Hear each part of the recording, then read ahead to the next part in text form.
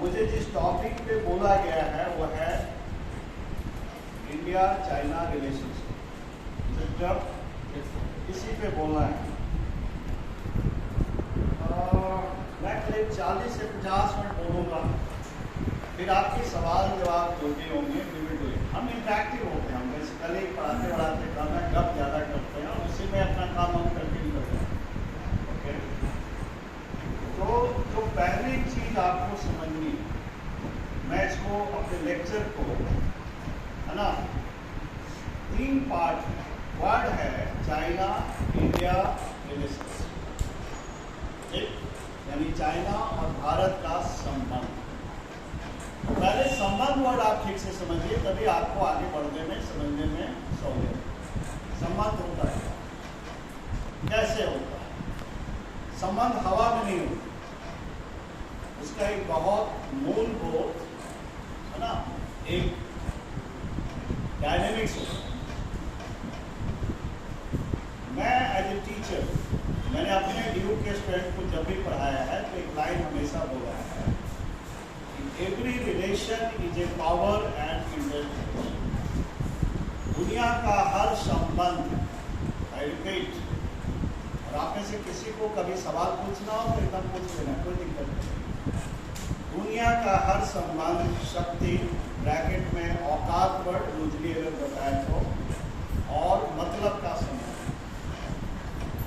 मेरी नज़र में इवन प्यार और नफरत का भी जो संबंध होता है वो पावर है मेरी नज़र। आप चाहे तो कॉन्टेस्ट कर सकते हैं, मैं आगे इसको बात। तो पहली चीज आप ऐसे सीखें कि कोई जब संबंध है किसी कंट्री से, एक्स का वाई से है या कोई भी, मान लीजिए यूएसए इंडिया संबंध पे ही बात करें, इंडिया भूटान पे ही बात करें, इंडिया नेपाल पे बात करें या इंडिया चाइना पे बात करें, तो जब मैं कह रहा हूँ, मेरी आवाज़ जा रही है, माइक जा रही है, पीछे वाले बच्चे सुन पा रहे हो? अरे तो उसका एक आधार है।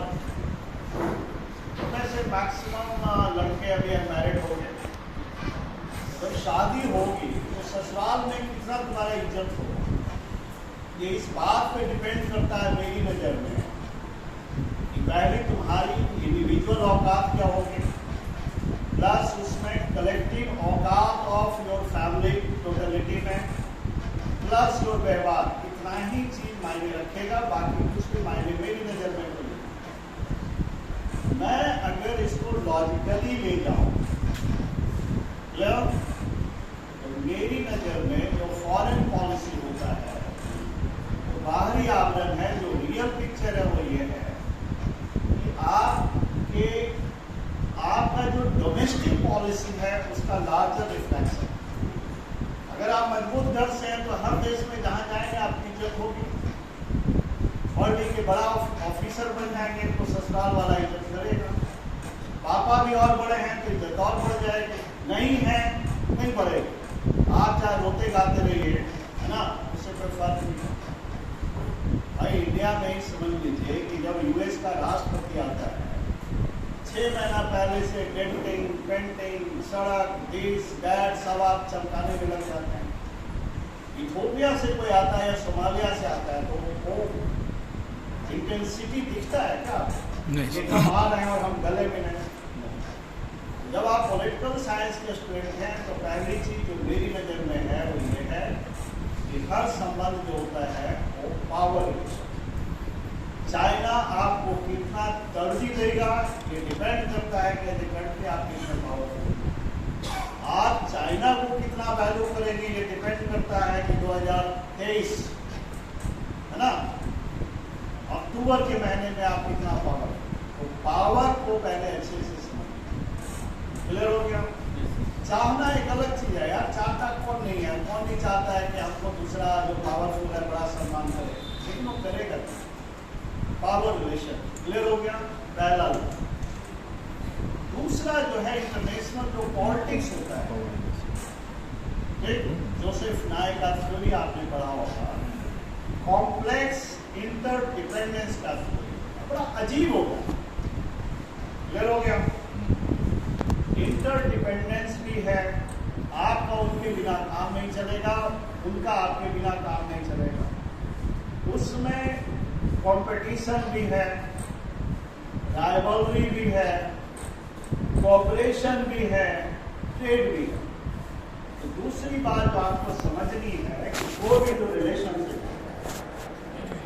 है, जैसे ज्वाइंट फैमिली जो होता है, इंडिया में अभी भी ज्वाइंट फैमिली पाया जाता है, तो औरतों के बीच जो गोतनी और ननद का जो संबंध होता है, आपस का गोतनी का संबंध होता है, बड़ा कॉम्प्लेक्स संबंध है। एक लाइन में ना तो आप डिफाइन कर सकते हो, ना एक लाइन में उसको डिस्क्राइब कर सकते हो। सब कुछ है उसमें, कंपटीशन भी है, राइवलरी भी है, जलन भी है, आगे भी बढ़ना है, उसके बिना आपका काम भी नहीं चलना है। Is it clear? Now I am hinting at India-China relationship. How many of you are aware कि पॉलिटिकल फेस पे जो आप देखते हो कि हमारा ये राइवलरी है, इसलिए हमारा लैंड ऑक्युपाइड कर रखा है इत्यादि। हमारा ट्रेड रिलेशन चाइना से काफी इंटेंस है, and after America China is the biggest trade partner with us. How many of you are? लेकिन इसको आप दिमाग खोल के सुन लें कि ट्रेडिंग रिलेशन, बच्चे बात नहीं करो। Yes, what makes you laugh? मेरी बात ध्यान से सुनिए, सुनो नहीं तो बात चले जाओ। I come all way for you only. तो अगर इंटरेस्ट नहीं है बाहर चले जाओ, सुनना है सुनो, ठीक? और कुछ पूछना है तो पूछो। I am very accessible. कोई सवाल होगा, सही गलत उल्टा पुल्टा, मैं सबका एकेडमिक जवाब दूंगा। तो कॉम्प्लेक्स इंटरडिपेंडेंस का संबंध है, बड़ा पेचीदा होता है। Is it clear? और चाणक्य नीति में आपने पढ़ा होगा कि कोई परमानेंट फ्रेंड और दुश्मन नहीं होता। What is permanent is your interest. Chanakya इसी मिट्टी का है। मेरी जन्मभूमि वही नालंदा है, वही राजगीर है जहाँ से मैं बिलोंग करता हूँ। चाणक्य शायद वही से जमता। और मैं मजाक में अपने दोस्तों को ही बताता हूँ कि चाणक्य जब नालंदा आया था तब उसकी पहचान बनी। मैं तो उस मिट्टी में पैदा हुआ, मजाक में। तो जो हमारे रिलेशनशिप हैं वो काफी कॉम्प्लेक्स। तीन चीज के साथ में अपनी बात, तो मैंने रिलेशनशिप कैसे होते हैं, किस आधार पे होते हैं, उसकी बुनियादी बात आपके सामने।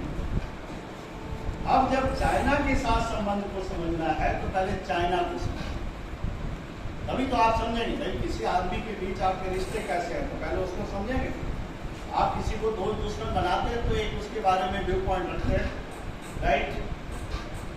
मैंने अभी बताया कि मैं नालंदा से हूँ। मेरे गांव में 2-4 आदमी, इसके बारे में मैं आज तक तय नहीं कर पाया कि वो चाइना से सीखा या चाइना उससे सीखा। अब क्या क्या सीखा है सुनो। गांव है, किसानों का गांव है।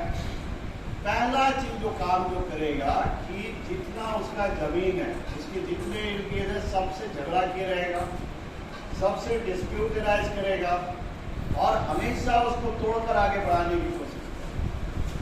हम लोग सब बाहर रहते हैं, सारे भाई बहन सब पढ़े लिखे हैं, सब बाहर हैं, सब ड्यू में प्रोफेसर हैं।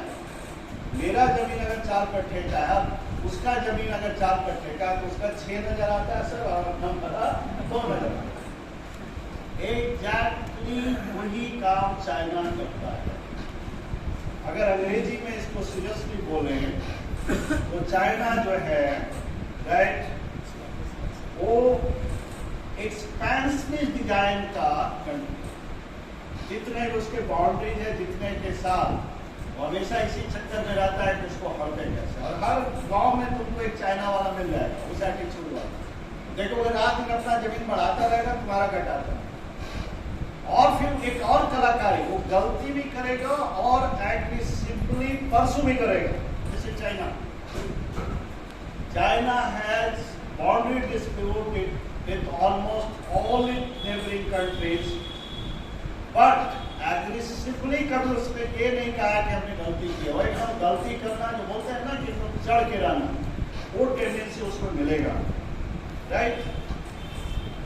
चाइना को पता है, आई डोंट नो कि Chinese they are good at playing football और नॉट। I have been a player of football in my school days. I was a forward player and I know कि offensive होके खेलना बहुत ही ऊर्जावान खेल होता है और आपको काफी जिताने की ओर ले जाता है। गेम में दो तरह का होता है, डिफेंसिव और एक ऑफेंसिव।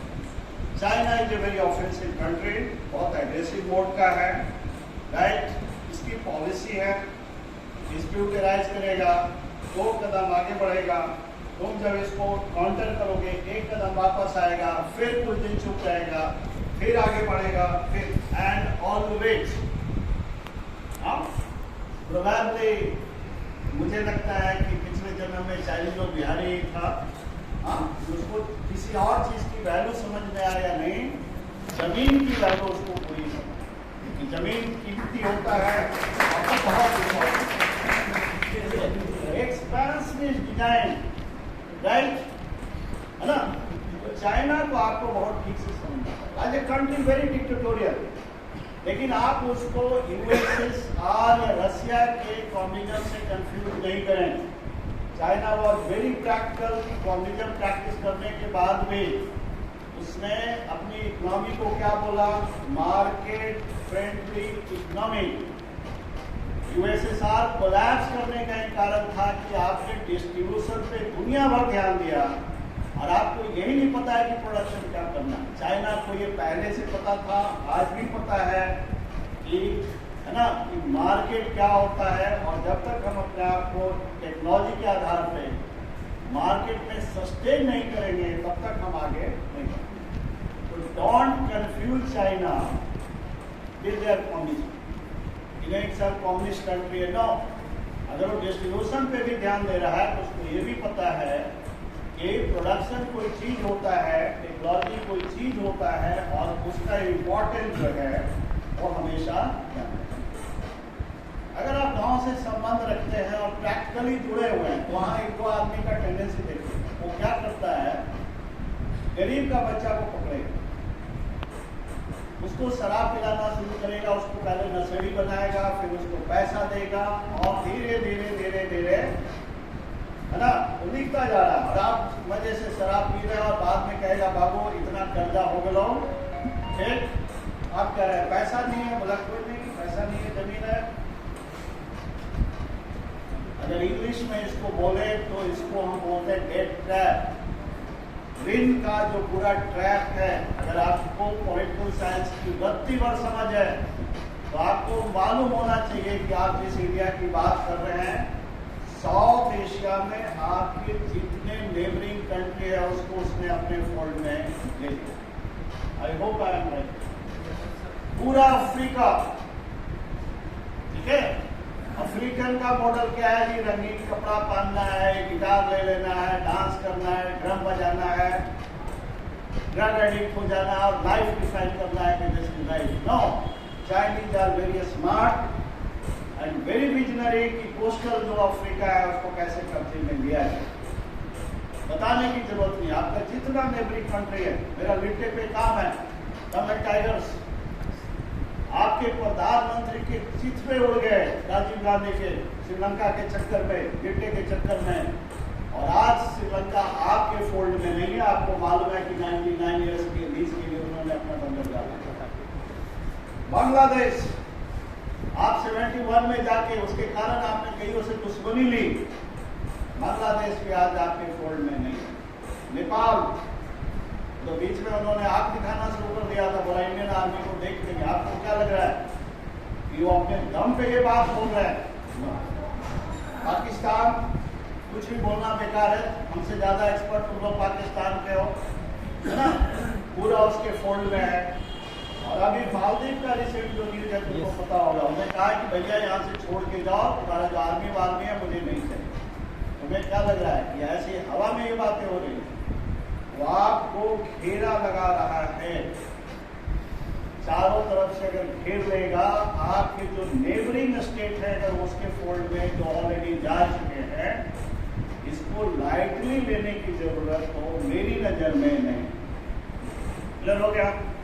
मेरी नजर में सिंपल चीज नहीं है, इसको पॉलिटिकल साइंस के भाषा में लॉबिंग बोलते हैं, बहुत इंपॉर्टेंट चीज, राइट, है ना। इसलिए इन छोटी छोटी बारीक चीजों को आप समझेंगे तभी आपको समझेंगे। भाई साउथ एशिया में बादशाह कौन हो? आप कहते हैं we are a big power, elderly brother, बड़ा भाई है, और वो पाकिस्तान और इन कंट्री के थ्रू आपको हमेशा जो है चैलेंज करता है। और एशियन रीजन का बॉस कौन होगा? चाइना क्यों एक्सेप्ट करेगा? आप लोग यूनाइटेड नेशंस के बारे में पढ़े होंगे, सिक्योरिटी काउंसिल के मेंबरशिप में। आप मुझे बता दीजिए कि चाइना ने कभी आपको सपोर्ट करके कहा हो कि जो परमानेंट 5 मेंबर है P5 में इसको इंडिया को जगह दिया जाए? हाँ, आप अमेरिका के साथ घुले जुलते रहिए, चाइनीज वाले के साथ जुलते रहिए, अगर उन्होंने सपोर्ट किया है तो बताओ। उसमें एक कंट्री है जो बीच बीच में बोलता रहता है, फ्रांस। क्या फर्क पड़ता है? France is not a big power even though it is there in P5। मेरी नजर में आज की तारीख में अगर मैं यूएन पढ़ाना शुरू करूं, who cares for France? France का जितना डेवलप पॉपुलेशन उससे ज्यादा इंडियन लोग काफी डेवलप, काफी पढ़ा लिखा है, काफी टेक्नोलॉजिकली एडवांस है। तो आपने 45 के स्ट्रक्चर में बना दिया P5, आज की तारीख में इंडिया क्यों नहीं होना चाहिए भाई? क्लियर हो गया? ये सारी जो चीजें हैं आपको समझना। एक सर ये मैंने ड्यूब से ही सारी पढ़ाई की है। हमारे एक प्रोफेसर होते थे जो हमें इंटरनेशनल रिलेशन पढ़ाते, उनका नाम था प्रोफेसर महेंद्र कुमार। उनकी किताब है political aspect of international politics, Hindi में भी आ गई है, ट्रांसलेशन है इंग्लिश में भी। जिसको पॉलिटिकल साइंस का अच्छा स्टूडेंट बनना है ये किताब खरीद लेना। Professor Mahendra Kumar, he is no more, इस वर्ल्ड में नहीं है, बट उनकी किताब इज देयर। और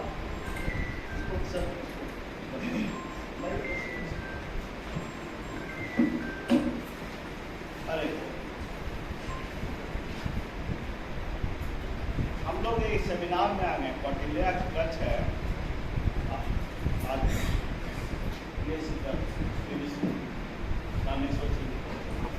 my friend is coming. Kameshwar Singh Sanskrit महाविद्यालय क्या विश्वविद्यालय, उसके प्रो वाइस चांसलर हैं, दे आर बिग फ्रेंड, है ना। एनीवे, तो उन्होंने एक लाइन हमें पढ़ाया था, और ये 90s की बात है। मैं एमए का स्टूडेंट था 89 to 91 from Ramdas college. Golden line है, चाहो तो लिख लो कि पाकिस्तान में भी इनेमी नंबर 1, राइट, जो लिखना चाहो लिख सकते हो। पाकिस्तान में भी enemy number 1, but China is threat number 1, दुश्मन नंबर 1। जैसे आजकल बीवी नंबर 1, पति नंबर 1 क्या क्या चलता है, तो अगर उस तरह से नंबरिंग करें तो निश्चित रूप से आपको लगता है मीडिया क्रिएशन और नैरेटिव से कि पाकिस्तान सबसे बड़ा आपका दुश्मन है। लेकिन इसको जरा दरकिनार कीजिए। आप पॉलिटिकल साइंस के स्टूडेंट हैं, बेवकूफ़ होना तो सहा जा सकता है, आप वहाँ बेवकूफ़ हों ये फिर एक्सेप्टेबल नहीं। पाकिस्तान में भी इनेमी नंबर 1, पाकिस्तान जो है दुश्मन नंबर 1 हो सकता है, but China is threat number 1। डर अगर किसी से आपको है, दैट इज चाइना। क्लियर? कोई दिक्कत? आपको मालूम है कि आपके जो रक्षा मंत्री उन्होंने floor of the house Rajya Sabha में कहा था कि 38,000 किलोमीटर हमारा जो जमीन है उसको चाइना ने कब्जा कर रखा। Are you aware of this? Yes. Newspaper report नहीं बता रहा हूँ, राज्यसभा में उनके स्टेटमेंट है ना। मुझे याद है सर, मैं सेमिनार में गया, एक मेजर जनरल आए हुए थे, मैंने यही सवाल उनसे पूछ लिया कि आपको क्या लगता है, ये स्टेटमेंट पे आप अपना व्यू रखें। तो उन्होंने जो बोला मैं बता रहा हूँ, उसको आप अन्यथा ना लें। उसने मुझसे कहा कि मान लो तुम जा रहे हो, एक जगह कुत्ता भौंक रहा है और एक जगह शेर चुपचाप बैठा हुआ, किससे ज्यादा डर? क्लियर हो गया? इशारा बहुत साफ था कि डरने की जरूरत अगर है तो आपको ये समझना पड़ेगा कि उसकी कैपेबिलिटी को आज आप चैलेंज कर सकते हैं। ठीक है, ये भी एक आर्गुमेंट है कि 1962 का भारत नहीं है ये, लेकिन आपको ये समझना पड़ेगा कि ताकत का खेल होता है और उसमें कॉम्प्लेक्स इंटरडिपेंडेंस है। पॉलिटिकल झगड़े, बाउंड्री के झगड़े एक तरफ है, ट्रेड अपनी तरफ इम्पॉर्टेंट है, तो ये चीज़ आपको ध्यान रखना पड़ेगा। ओके, कोई दिक्कत इसमें है ना। तो चाइना ये इंपीरियलिस्ट, एग्रेसिव, ऑफेंसिव, ठीक, डिफॉल्टर, जमीन का लैंड का वैल्यू समझने वाला, मार्केट का वैल्यू समझने वाला। इसलिए अगर कोई पढ़ा दे आपको कि China is a communist country, तो don't compare it with USSR और रशिया की, उससे नहीं, रशिया के कोलैप्स करने के 1000 कारण हो सकते हैं यूएसएसआर के, लेकिन एक चीज़ जो बहुत इंपॉर्टेंट था कि they never recognise the importance of technology and market. आपको मार्केट समझना पड़ेगा। You go to any market in Delhi and every place, market is flooded with Chinese product. तो आप जब वो है ना, वो जब एग्रेशन होता है और बाइकआउट चाइना प्रोडक्ट करते हैं, मैं दिल्ली यूनिवर्सिटी कैंपस में रहता हूँ, पता लगा कि 5 दुकानें एक साथ हैं, नेम अलग है और 5 चाइनीज हैं, and the product is so cheap. भाई मार्केट में नॉर्मल आदमी जाएगा तो वो देश प्रेमी है या कंज्यूमर प्रेमी है? आप ऑन एवरेज जो लॉजिक है वो ये है कि कम से कम प्राइस पे हमको बेस्ट से बेस्ट चीज मिले। हाँ, मुझे याद है सर, एक बार मेरा एक जूनियर था, वो सीए हुआ, बोला भैया चलिए ना चांदनी चौक चलते हैं, वो दिवाली का समय था और जो बल्ब आता है वो खरीदना है। हाँ, बिहार का ही, मैं वहाँ ले जाऊंगा और चमकाऊंगा, लोगों चमकाऊंगा, मैंने दिखाना है। बिलीव में उस मार्केट में इतनी भीड़ थी, मेरी हिम्मत नहीं, मैंने कहा मैं बाहर खड़ा रहता, तुम जाओ। And the crowd was such in a way such A uncontrolled crowd कि अगर उसमें कोई एक हल्ला कर देता ना कि सांप आ गया है, तो मैं श्योर था कि 50 आदमी वहीं दफन हो गए, भीड़ में मर जाते। किस चक्कर में? चाइनीज सामान खरीदने के चक्कर में। क्यों? सस्ता होता है। Is it clear? और ये भी ध्यान रखिए, वो साफ लिखा रहता है चाइनीज प्रोडक्ट के बारे में, नो गारंटी नो वारंटी, है ना। उसके बावजूद तो आप जब किसी चीजों को समझें तो सिर्फ एक लैंड डिस्प्यूट के टर्म में चीजों को ना समझें, मार्केट को बहुत वैल्यू करना सीखें, क्योंकि पैसा वहीं से आएगा। टेक्नोलॉजी का वैल्यू करना सीखें, और चाइना को ये अच्छी तरह पता है, probably they know it much more than us. Okay, कोई दिक्कत है ना। तो डेट ट्रैप की मैंने बात की, पूरा साउथ अफ्रीका आपका घिरा हुआ है। ओके, सॉरी साउथ एशियन के सारे रीजन, है ना। आपका जो पूरा अफ्रीका है, जितना कोस्टल एरिया है, सब चाइना के कब्जे में है। इसको डेट ट्रैप बोलता है, उन्होंने इतना उसको पैसा दे रखा है कि वो कभी चुका नहीं पाया, राइट। और ये चल रहा है, इसको लार्जर तरीके से आप देखेंगे तो आगे का वो हमारे लिए ठीक है, क्योंकि अगर आपके चारों तरफ, घर के चारों तरफ आपके दुश्मन को बसा दिया जाए, या जिसको आप अपना कह रहे हैं उसको उन्होंने खरीद रखा है या ऑब्लाइज कर रखा है, या उसको अपने पॉलिटिकल साइंस के लैंग्वेज में कहें तो अपने स्फीयर ऑफ इन्फ्लुएंस में ले रखा है, तो खतरा उनके लिए नहीं है, खतरा हमारा। चलिए अब जो है थोड़ा सा फैक्ट पे आते हैं, है ना। नेबर कंट्री सबको टारगेट किया हुआ है, बता चुका हूं मैं। सारा जो झगड़ा है इस बात को लेकर है कि who is going to be the boss of Asia, है ना। और साउथ एशिया में आप इसलिए आप देखेंगे कि जितने आपके साउथ एशियन कंट्री है, सबको उसने अपने तरीके से इन्फ्लुएंस कर रखा है और आपके अगेंस्ट कर रखा है, ठीक। और मजेदार चीजें, India has always played a very heavy price for with all this neighbouring country, ताकि हमारा रिलेशन अच्छा हो। तो इन चीजों को कि आपने किसी के लिए जान दिया है, किसी के लिए अपने संबंध खराब किए हैं, फिर से मेरे पहले वाले लाइन पे आए, every relation is a power relation, right, and interest. आप किसी का 20 बार भला कर दें, अगर 21वां बार आपका भला आपका दुश्मन कर सकता है, तो आप ये मान के चलें कि 100 कंट्री में 99 जो है शिफ्ट कर जाएगा और आप अकेले अलग थलग हो जाएंगे। क्लियर हो गया? मॉर्गेंटस का थ्योरी आपने 6 मोरल उसमें पढ़ा होगा, ठीक। इंटरनेशनल पॉलिटिक्स मोरालिटी के प्रिंसिपल्स पे ज़्यादा नहीं चला करते, है ना। वो सीधे जो इमीडिएट दिखता है, और वो समाज में भी दिखता है, ठीक। समाज में भी आज की तारीख में जो एक प्रॉब्लम है, ये मुझे दिखता है ना। 62 का वॉर बताने की जरूरत नहीं है, he lost Nehru because of that. Nehru ji को बहुत गलतफहमी था, वो कम्युनिस्ट, हम भी, ठीक है, आप बोल रहे थे नन लाइन है, हाँ, लेकिन ऑब्वियसली झुकाव तो उधर ही था, है ना। वो आप गाना गाते थे, हाँ क्या है, सर पे लाल टोपी रूसी फिर भी दिल है हिंदुस्तानी, और क्या क्या सिंपल था कि दिल हिंदुस्तानी है, मेरा जूता है जापानी, सर पे जो टोपी है वो लाल है, रसिया की ओर इंक्लाइनेशन है। नॉन अलाइनमेंट पॉलिसी की मैं बात कर रहा हूँ, और अगर ठीक से समझेंगे तो उसमें आप दोनों तरफ से गए।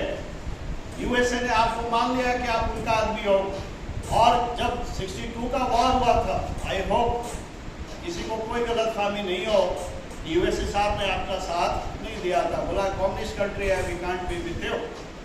हाँ 71 में दिया था, तो एकदम क्लियर है। देखिए पॉलिटिकल साइंस के स्टूडेंट हैं, आप एक चीज समझ रहे हैं कि जो संबंध होते हैं उसमें माइट का बहुत बड़ा रोल होता है। माइट मतलब ताकत, और औकात बार बार जो मैं वर्ड करूँ, क्लियर? कोई इसमें आपको गलतफहमी है तो आप सवाल पूछे, मैं जवाब दूंगा। तीसरी बात एक जो और है, कोई भी जो रिलेशन है, आपने भी उसको घेरने की कोशिश की, मल्टीलैटरल ट्रीटी ऑफ देश करके ब्रिक्स और ये वो बनाकर, उससे बहुत ज्यादा कामयाबी आपको मिली। देखिए ऑर्गेनाइजेशन बना लेने से चीजें तय नहीं, आपका प्रोजेक्ट किस रूप में जाना जाता है बहुत इम्पोर्टेंट है। और बिना मतलब का ना दोस्ती होता है, ना दुश्मनी होता है, ना प्यार होता है, बहुत सिंपल है। इसी से फ्रेंडली रिलेशन है, और मैं उसको बहुत बुरा नहीं मानता। अरे बिना मतलब का संबंध क्या होता है भाई, क्यों होता? हाँ, और आप अननेसेसरी इमोशनल बने हुए हैं और हम कल्चर को ढो रहे हैं, तो वो आपकी समस्या है।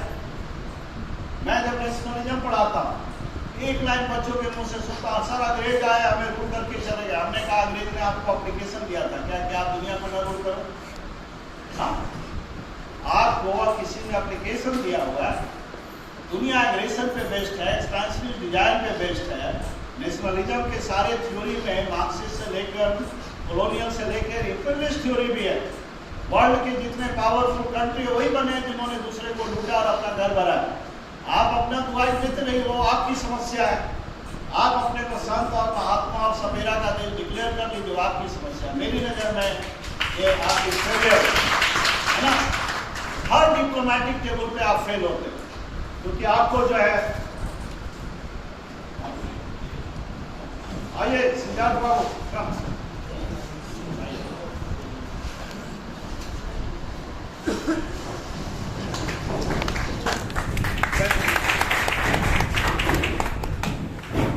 बैठिए।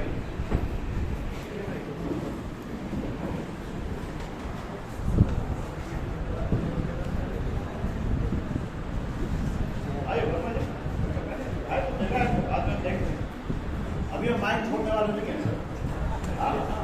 एक बार माइक मिल गया तो जगह कैसे, चाइना से ही कुछ सीखा है, मौका नहीं छोड़ना। तिब्बत वाला, डोकलाम वाला है ना, ऑक्साइड चीन, ये सारे जो इशूज हैं आपको ध्यान से समझना पड़ेगा। एक बात और समझ, वो भी जो बायलैटरल रिलेशन होता है जिसको द्विपक्षीय बोलते हैं, कभी द्विपक्षीय नहीं होता। मियाँ बीवी के बीच जितना भी झगड़ा होता है, आपको क्या लग रहा है मियाँ और बीवी के बीच का झगड़ा, दोनों में झगड़ा ही तब होता है जब वो मल्टीपक्षीय हो जाता है। इधर से भी 2-4 ट्रेजर भरा हुआ है और उधर से भी ट्रेनिंग खूब दिया जा रहा है, ये गलत है ये सही है। दो आदमी क्यों झगड़ा करेगा भाई? हाँ नहीं। अरे भाई यूएसए के बारे में मेरा एक लाइन है भोजपुरी में कि लगावे की काकी और बुझावे की काकी। आग लगाने का काम भी काकी करती है, हर पड़ोस में काकी होती है, इसका काम ही है घर में आग लगाना, झगड़ा करवा देना। और इसको झगड़ा बढ़ जाए तो इनिशिएशन लेके उसको सॉल्व करने का मुफ्त में क्रेडिट आ गया ना। अरे भाई दुनिया का सबसे बड़ा अगर ह्यूमन राइट प्रोटेक्टर कोई है तो एक लाइन में अमेरिका है, कोई डिस्प्यूट नहीं है। और अगर दुनिया का सबसे बड़ा ह्यूमन राइट वायलेटर है वो भी अमेरिका है, इसमें क्या दिक्कत है? मैं अभी वहाँ सुप्रीम कोर्ट में एक कोर्स चल रहा है, उसका मैं स्टूडेंट हूँ, टीचर नहीं। मैं एक स्टूडेंट के रूप में वहाँ कोर्स कर रहा हूँ जिसका नाम है human rights humanitarian law, international humanitarian law and refugee law. I am a student there. Human right क्या होता है जाके कुछ हो ना अमेरिका से। ताकत क्या होती है आपको समझ में नहीं आता कि अफगानिस्तान में जब तक कोई इंटरवीन किया, ठीक, तालिबान नजर नहीं आता था, और जैसे उसने विड्रॉ किया है ना, बाइडेन ने कहा कि नहीं हो गया, हम इसका खर्चा वर्चा दूसरे के लिए नहीं उठा सकते। 20 दिन के अंदर पूरा अफगानिस्तान में जो नजारा था वो दिल दहलाने वाला, मतलब लोग इतने डरे सहमे थे कि जो रूलिंग क्लास था वहाँ का, जो एमपी और एमएलए और एग्जीक्यूटिव था, वो भी इस फिराक में था कि कितना जल्दी हम अपना देश को। जबकि पठानों के बारे में हमारे और आपके मन में तो सिनेमा के थ्रू यही इमेज है कि लड़ाकू होते हैं, 6.5 फीट 7 फीट के लोग होते हैं। सिनेमा में तो इनके बारे में यही कहा जाता है कि जान दे सकते हैं, जमीन नहीं दे सकते, जान दे सकते हैं, रन नहीं छोड़ सकते। लेकिन हमने जो देखा वो बिल्कुल अलग। तो पहली चीज आपको ये समझनी है कि जो बायलैटरल रिलेशन जिसको हम कह रहे हैं कि चाइना और इंडिया के बीच क्या संबंध है, उसको आप ये समझ लें। मैंने घरेलू एग्जाम्पल देके कहा कि दो के बीच का झगड़ा, खासकर मियां बीवी के बीच बहुत ज्यादा झगड़ा चल रहा है। इसको आप अच्छी तरह समझे। मैं लॉ का भी स्टूडेंट रहा हूँ, मैंने ड्यू से भी लॉ किया है, और मुझे ये कहने में कोई हिचक नहीं है कि इंडियन कोर्ट्स में सबसे ज्यादा जो केस चल रहे हैं वो दो ही चीज है, एक प्रॉपर्टी डिस्प्यूट को लेके है और दूसरा जो है डिवोर्स वाला केस या मैट्रिमोनियल डिस्प्यूट को लेके। आप अपना कल्चर का गाना गाते रहिए, जो फैक्ट बोल रहा है वो कुछ और बोल। तो इसको आप समझ लो, बायलैटरल नहीं है, मल्टीलैटरल। आप जब चाइना और इंडिया के रिलेशनशिप की बात कर रहे हैं तो आपको क्या लग रहा है कि अमेरिका किसके साइड है? आपके साइड है क्या? कभी सुना अमेरिका को चाइना के खिलाफ बोलते हुए कुछ? नो, कुछ नहीं। ट्रेडिंग रिलेशन है भाई, चुपचाप। ठीक है, आप जाएंगे तो आपसे गले मिलेगा, आप खुश है, फोटो खिंचा लिया कि नहीं हमारा। अरे भाई, ये पावरफुल कंट्री जो है, देखिए अमेरिका का सबसे बड़ा टेंशन है कि इंडिया कैसे पावरफुल हो। Power begets power, power multiplying effect रखता है, और पावर जो है डिसेंट्रलाइजिंग टेंडेंसी नहीं रखता। उसका सबसे बड़ा जो टेंडेंसी है वो ये है कि दुनिया में हम सबसे पावरफुल कंट्री थे, और आज भी हम कैसे अपने आप को बनाए। तो आप खुश हो जाइए फोटो खिंचाकर, नहीं जी हमने तो कर दिया, हमारी दोस्ती हो गई, हम चाय पी लिए। चाय पीने से वो एक कॉस्मेटिक चीज है। जब चंद्रशेखर प्रधानमंत्री थे तो बोला करते थे कि this are part of protocol, इसको साइड करो and let us talk of business. Okay, है ना? पंचशील के बारे में बताने की जरूरत नहीं है, यू नो दिस। 1954 में हुआ, 5 दुनिया की सबसे अच्छी बातें उसमें लिखी हुई थी। नतीजा क्या हुआ, मुझे क्लियर? तो ये चीजें थ्योरी में जीना और ये करना, मतलब मैं तो पावर गेम का ही एक्सपर्ट हूँ और उसी में भरोसा रखता हूँ। मुझे लगता है कि अगर आपको अपने जज्बात की भी रक्षा करनी है तो उसके लिए बहुत ताकतवर होने की जरूरत है। Is it clear? एंड ये चीज 2-4 वर्ड के साथ मैं अपनी बात खत्म करूंगा, फिर I am here to answer any question और क्वेरी यू हैव।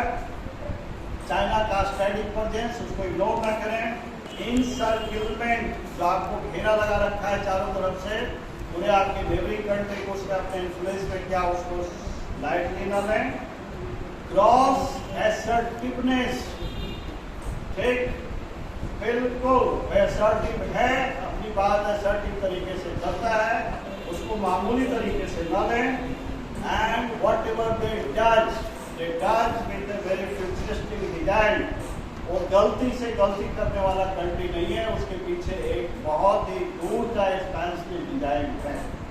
और यहाँ लास्ट में, ठीक, मैं सिर्फ एक बात के साथ अपनी बात यहाँ खत्म करूंगा, जो मेरा कोट नहीं है, मेरे टीचर का एक कोट है, प्रोफेसर महेंद्र कुमार का, कि never trust the Chinese smile.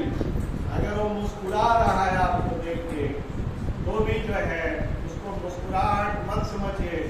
It is so difficult to read their face and their mind and their design, we have to be very careful. With this note I stop here, I have not many things to say. एक, ठीक है, 2 चीजें के साथ और मैं अपनी बात बिल्कुल खत्म करूंगा, है ना? आदम मौलवी का एक 2-4 लाइन है जो मैं पढ़ना चाहूंगा। घर में अगर ठंडे चूल्हे पर खाली पतीली है, कैसे लिख दूं कि फागुन की धूप नसीली है।